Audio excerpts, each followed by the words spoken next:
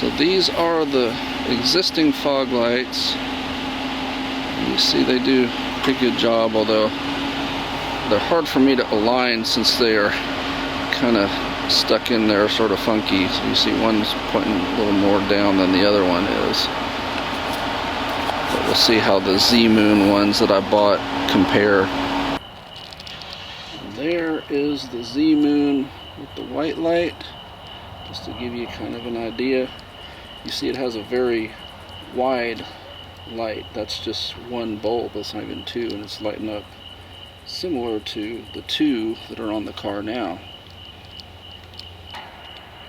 And there's the amber, and it's not quite as bright as the white light. Otherwise it has the same sort of wide pattern.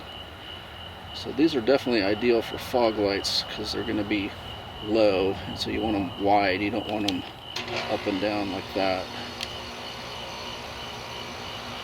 So now the big decision for me is switch them out and do amber or white.